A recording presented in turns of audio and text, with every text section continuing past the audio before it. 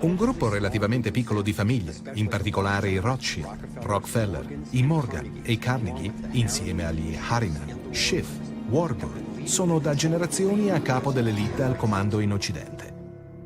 Non intendo dire che ogni esponente di queste famiglie è consapevole o attivo nel piano di dominio mondiale. Sono tuttavia convinto che i capostipiti di queste dinastie controllino gli interessi delle aziende e banche che portano avanti il sinistro programma che sta distruggendo tante vite.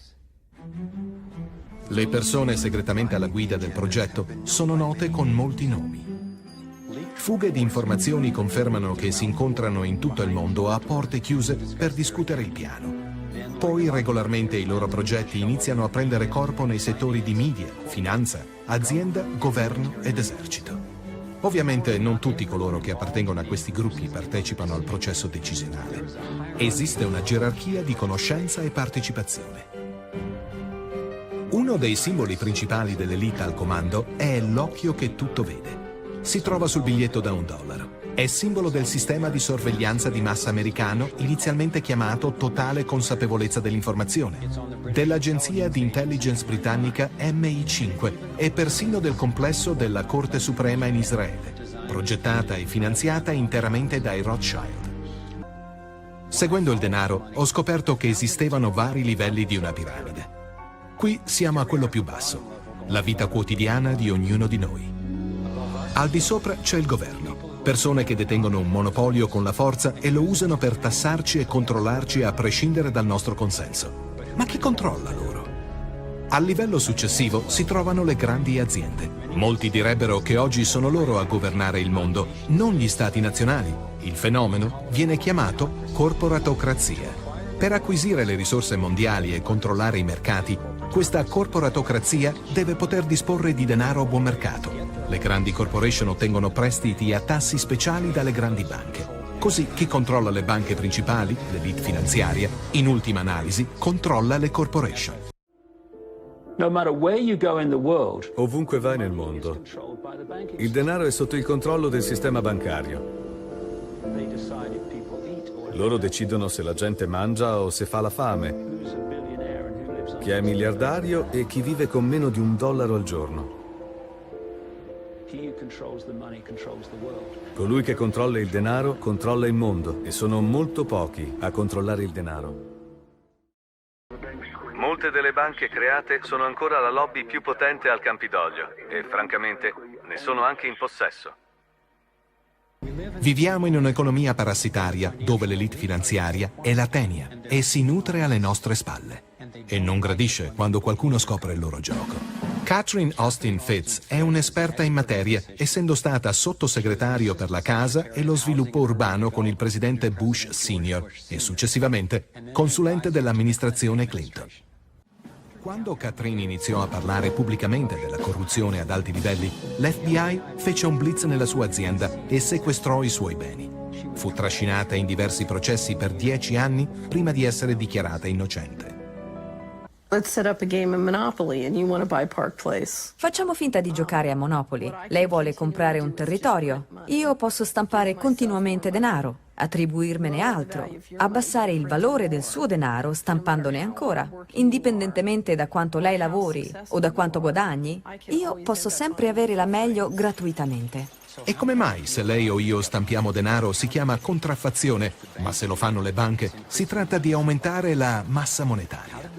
In che modo le banche hanno acquisito questo potere?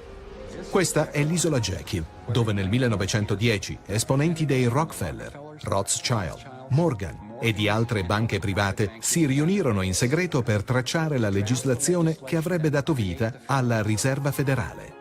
Ed Griffin descrisse in un libro ciò che avvenne sull'isola Jekyll. Le banche centrali sono cartelli bancari che si sono associati ai rispettivi governi dei paesi in cui operano e hanno ricevuto un potere monopolistico sulla creazione della massa monetaria della nazione. Questo fu, per così dire, l'omaggio dei politici per la loro collaborazione. Ora, che cosa fanno in cambio i banchieri per i politici? Promettono di creare denaro dal nulla, visto che sono legalmente autorizzati a farlo ogni volta che il governo lo richiede. E dal 2008 siamo stati testimoni della più grande contraffazione di denaro registrata nella storia.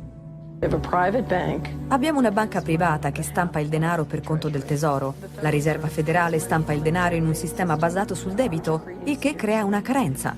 Ma colloca un gruppo di insider nella posizione di poter accedere a tutti i dati sull'economia quando noi non possiamo.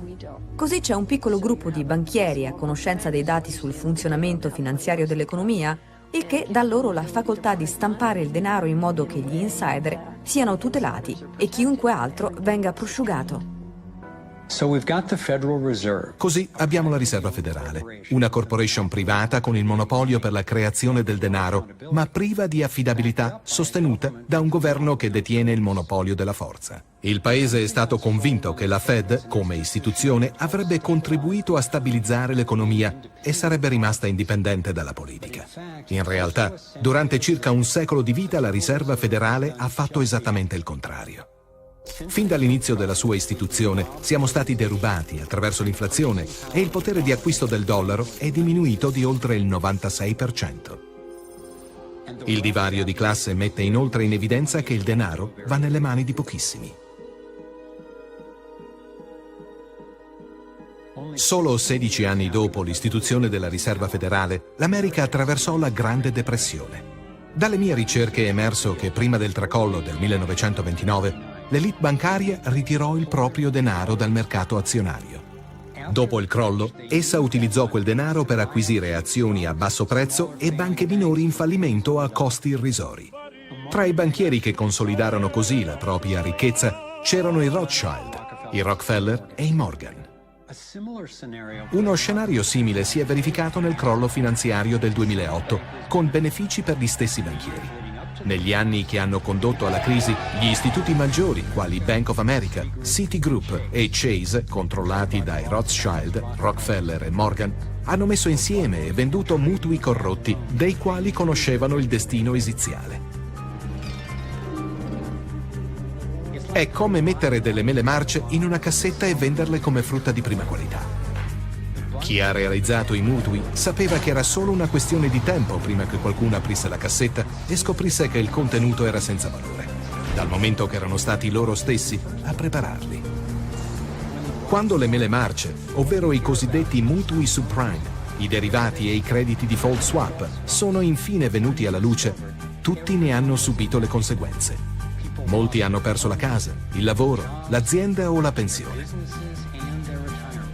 Nel frattempo, le maggiori banche, vere responsabili del problema, sono state quelle che hanno ricevuto gli aiuti finanziari. Perché? Perché la Riserva Federale ha dovuto dare milioni di miliardi alle banche, anche se la maggioranza degli americani era contraria a questi aiuti? Perché non aiutare chi aveva maggiormente bisogno, invece dei responsabili del crollo finanziario? Le mie ricerche mi hanno portato a credere che le stesse persone che hanno creato la Riserva Federale, i Rothschild, i Rockefeller e i Morgan, la controllino ancora e che abbiano usato questo trucco per finanziarsi a nostre spese. A livello internazionale, le banche centrali utilizzano la Banca Mondiale e il Fondo Monetario Internazionale per guadagnare di più sfruttando le risorse dei paesi a cui prestano denaro, riducendoli al fallimento. La banca centrale delle banche centrali è la banca dei regolamenti internazionali creata dai Rothschild. Questa elite controlla virtualmente l'accesso a tutto ciò che ci occorre per sopravvivere. Prima di tutto dovrebbero avere il controllo del denaro, e ce l'hanno. Questo consente loro di avere in mano tutto il resto.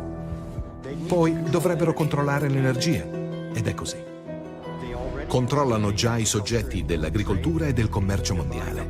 Stanno acquisendo rifornimenti idrici in tutto il mondo. Hanno in mano la sanità, in più tentano di sopprimere le alternative naturali. Dovrebbero avere il controllo delle informazioni che riceviamo e delle nostre reazioni ad esse. Perché il dominio sia completo, il dissenso deve essere controllato. Dovrebbero privarci dei nostri diritti, spiare i cittadini comuni e monitorare ogni aspetto della nostra vita. David Icke spiega come a suo avviso la Riserva Federale ha manipolato i cosiddetti cicli economici. Prima fase. È come gettare una lenza. Fase 1. Metti in circolazione molto denaro, le unità di scambio. Per fare questo abbassi i tassi di interesse, concedendo molti prestiti. Questa è la parte del ciclo chiamata boom. Poiché sono in circolazione molte unità di scambio, esistono numerosi passaggi di denaro e questo genera grande attività economica. Si crea lavoro e spendendo sempre più denaro la domanda aumenta. Così le aziende contraggono altri prestiti per avere denaro fresco e aumentare la produzione. La gente ha fiducia nella propria vita quotidiana. Sai, lavoro per questa azienda, ha tanti ordini, va alla grande, il mio lavoro è sicuro, possiamo comprare una casa più grande. Then they start to change it. Poi le cose cambiano. Ciò che fanno è di ritirare la lenza alzando i tassi di interesse. Ora meno persone contraggono mutui e i criteri per la concessione dei prestiti bancari diventano più rigorosi. Inoltre, poiché i tassi di interesse sono più elevati, una percentuale più ampia dei redditi individuali è destinata a ripagare gli elevati interessi e non rientra in circolo per l'acquisto di beni. All'improvviso c'è meno denaro in circolazione e vengono acquistati meno prodotti. Le aziende iniziano a veder diminuire i profitti, a tagliare posti di lavoro e a ritirarsi dall'attività. La gente perde il lavoro, non riesce più a pagare l'ipoteca per la grande casa accesa in tempi migliori. Ora le banche iniziano a ritirare l'amo, perché mentre aziende e privati finiscono sul lastrico, esse entrano in possesso della vera ricchezza: immobili, terreni e risorse portati a garanzia. John Perkins è un uomo che sa, sulla scorta di decenni di esperienza personale in veste di sicario dell'economia, come la collusione di banche, grandi aziende e governi abbia assunto il controllo di vari paesi del mondo. Utilizzavamo varie tecniche, ma probabilmente la più comune era di recarsi in un paese dotato di risorse ambite dalle nostre aziende, come il petrolio, e ci accordavamo su un prestito enorme a quel paese da parte della Banca Mondiale o una delle sue consorelle. Ma quasi tutto il denaro va alle aziende americane, non al paese. Aziende come Bechtel e Halliburton, General Motors, General Electric, che realizzano grandi progetti di infrastrutture nel paese, centrali elettriche, autostrade, porti, zone industriali, cose che servono a chi ha molto denaro e raramente toccano i poveri. Infatti i poveri soffrono perché i prestiti devono essere ripagati e sono ingenti, quindi ripagarli significa che essi non ricevono istruzione, servizi sanitari o sociali e il paese viene lasciato intenzionalmente alle prese con un grande debito. Noi sicari dell'economia torniamo in questo paese e diciamo: guardate, ci dovete molti soldi, non potete ripagare i debiti, allora dateci le vostre risorse vitali. Appena uno di questi presidenti anti-americani viene eletto, uno di noi torna nel paese e dice: congratulazioni, signor Presidente, ora che è stato eletto voglio informarla che io posso renderla molto ricco insieme alla sua famiglia. Ho diverse centinaia di milioni di dollari in questa tasca, se lei sta al nostro gioco. Altrimenti in questa tasca ho una pistola e una pallottola con sopra il suo nome, nel caso in cui lei decida di mantenere le promesse elettorali e ci allontani. Vendete a bassissimo prezzo il vostro petrolio alle nostre compagnie petrolifere. Votate con noi alle prossime elezioni dell'ONU o inviate le vostre truppe a supporto delle nostre in luoghi come l'Iraq. E in tal modo siamo riusciti a creare un impero mondiale e solo pochissime persone ne sono a conoscenza.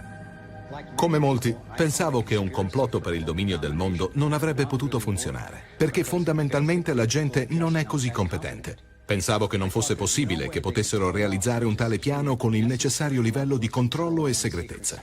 Una delle speranze illusorie è che tutto ciò stia succedendo per via di un governo incompetente. È un errore enorme, la gente non sa niente. Ovviamente funziona come una grande copertura del fatto che il sistema sa benissimo dove sta andando, va dove vuole andare e lo fa con successo.